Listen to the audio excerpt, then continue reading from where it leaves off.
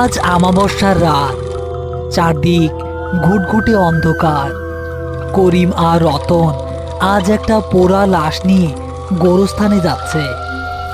শহরের বাইরের একটা পুরনো কাঠের গোডাউনে আগুন লেগেছিল, সেখান থেকেই লাশটা উদ্ধার করা হয়েছে। রতন, ব্যানটা সাবধানে চালা, রাস্তায় অনেক গর্ত, লাশ এমনিতেই পুইরা কয়লা হইয়া গেছে। বেশি জাকুনি খাইলে হাড্ডিগুলা ভাইঙা যাইতে পারে। বাইজান, আমার তো দেখাই গা শিউরাইয়া উঠতাছে। মানুষ পুইরা গেলে এমন কয়লার মতো হইয়া যায়, লাশের তো কোনো চেহারা সুরত কিচ্ছু নাই। হ্যাঁ, আগুনের গ্রাস খুব ভয়ঙ্কর রতন, সব কিছু ছাই কইরা দেয়। নাম আসিল কাদের মিয়া। শুনলাম ওই গোডাউনের পাহারাদারা ছিল, রাইতে হয়তো ঘুমাইয়া আসিল আর আগুন লাইগা। কিন্তু ভাইজান, একটা জিনিস খেয়াল করছেন? লাশের গা থাইকা এখনো কেমন জানি পুরা গন্ধ বাইর হইতাছে। মনে হইতাছে যেন একটু আগে আগুন নিবানো হইছে। পুড়লে তো গন্ধ থাকবই। তুই এত কথা না কইয়া ব্যানটা গোরস্থানের গেটের কাছে নিয়ে থামা। না ভাইজান, গন্ধটা স্বাভাবিক না। মাংস পোড়া গন্ধ তো অনেক পাইছি, কিন্তু এইটা কেমন জানি অনেকটা পচা চামড়ার সাথে তেলের গন্ধ মিশানো।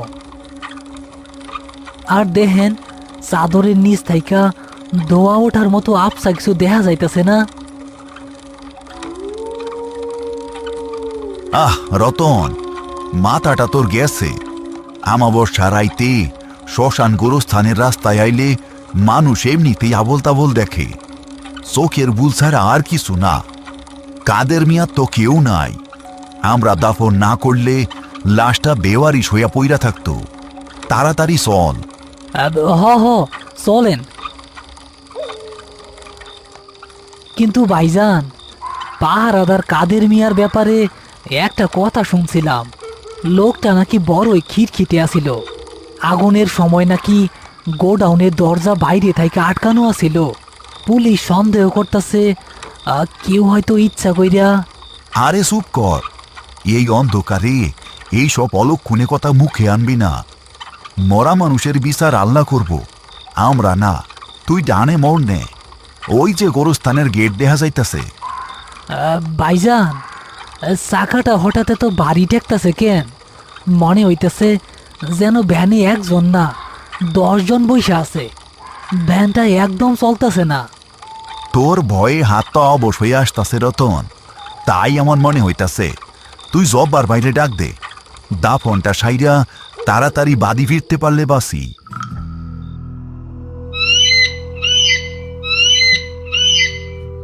তারা গোরস্থানের গেটে পৌঁছালো। চারপাশটা অদ্ভুত রকমের নীরব, আর ঝিঝি পোকার ডাকও শোনা যাচ্ছে না। রতন গেটের কাছে গিয়ে জব্বার আলীকে ডাকতে লাগলো। জব্বার ভাই, ও জব্বার ভাই, গেটটা খুলেন, আমরা আইসা পড়ছি।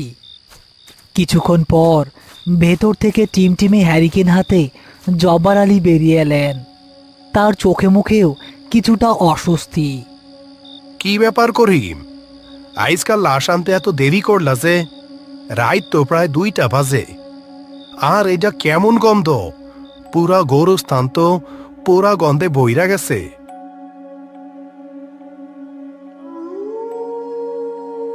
আর কইয়েন না জব্বার ভাই, একটা পোড়া লাশ আনছি। মর্গের ঝামেলা শেষ করতে করতে রাইত হইয়া গেল। জায়গা কি ঠিক কইটা রাখছেন? হ, গোরস্থানের দক্ষিণ কোনায় ওই বড় করই গাছটার নিচে জায়গা ঠিক করছি। তোমরা লাশ নামাও, আমি যাইতাছি। করিম আর রতন ধরাধরি করে লাশটা ভ্যান থেকে নামালো। লাশটা এতটাই হালকা হয়ে গেছে যে রতনের মনে হলো সে যেন একটা পোড়া কাঠের টুকরো ধরে আছে। তারা লাশ নিয়ে করই গাছের নিচে এলো। জায়গাটা গোরস্থানের অন্যান্য জায়গার চেয়ে একটু বেশি অন্ধকার। রতন, কোদাল নে, তাড়াতাড়ি কাম শুরু করি, রাত অনেক হইছে। রতন কোদাল দিয়ে মাটিতে কোপ বসালো, কিন্তু প্রথম কোপ বসাতেই সে চমকে উঠল। মাটির ভেতরটা অস্বাভাবিক রকমের গরম। ভাইজান, একটা অদ্ভুত কাণ্ড দেখেন। মাটির তলা দিয়া মনে হইতেছে আগুন জ্বলতেছে। মাটি এত গরম কেন? হ্যাঁ, গরম? কই দেখি। করিম নিচু হয়ে মাটিতে হাত রাখল। সত্যি, মাটি এত গরম যেন তার নিচে জ্বলন্ত চুলা রয়েছে। এর আগে এমন অভিজ্ঞতা তাদের কারোরই হয়নি। কি রে, ব্যাপারটা তো সুবিধার মনে হইতাছে না। মাটি তো পুরা তোতা হয়ে আছে। আমি তো মাগরিবের আগে এই জায়গাটা